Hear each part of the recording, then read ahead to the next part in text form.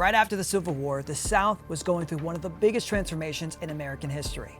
It was known as Reconstruction.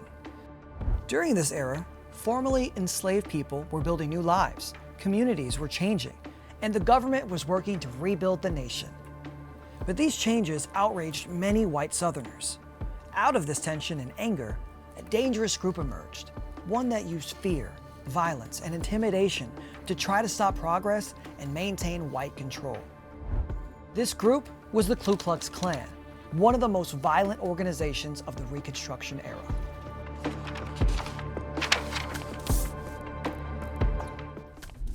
The Ku Klux Klan, or KKK, first formed in Tennessee in 1865. At the start, it looked like a simple social club for former Confederate soldiers. The name, Ku Klux, came from a Greek word meaning circle, and Klan was a variation of the word clan, which refers to a group of people connected by shared interests or traits. But the group quickly changed. By 1867, as the federal government pushed Reconstruction forward, and as formerly enslaved people gained the right to vote, the Klan transformed into a political and terrorist organization.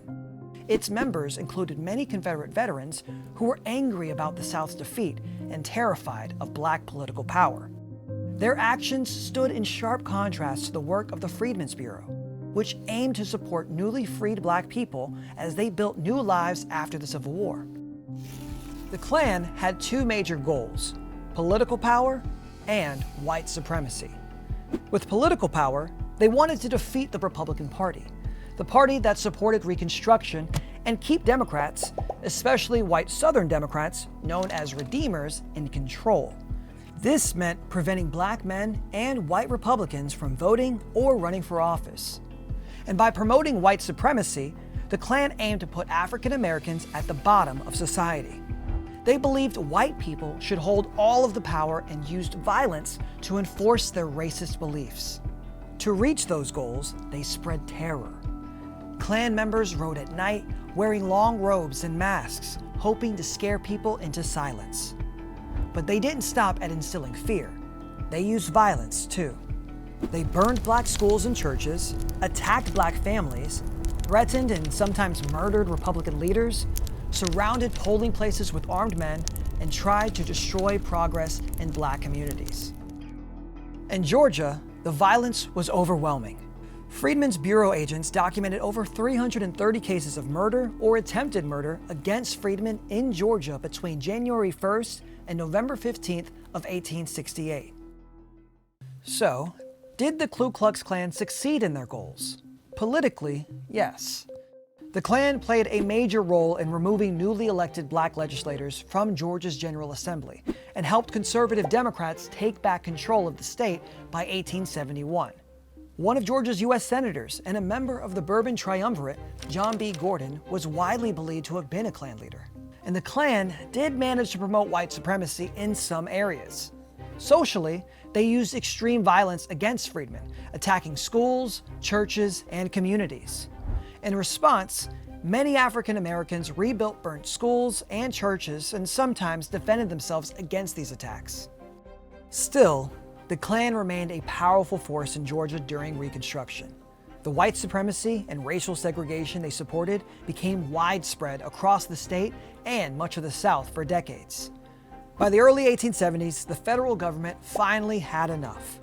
Congress passed the Force Act of 1870 and the Civil Rights Act of 1871, also known as the Ku Klux Klan Act. These laws allowed federal troops to arrest Klan members and break up the organization. Many members fled or went underground, and by the early 1870s, the first version of the Klan mostly faded away. But the damage was done. The Klan's terrorism helped end Reconstruction, including the Freedmen's Bureau, and allowed decades of segregation and racial violence to take root in the South. This violence and intimidation also forced black Georgians away from the polls and out of public office, sharply reducing black political participation and representation in the Georgia General Assembly. Even after the group dissolved, many white Southerners celebrated the Klan as heroes who had saved the South from so-called black domination. This myth helped inspire the second Ku Klux Klan, formed in 1915 at Stone Mountain, Georgia.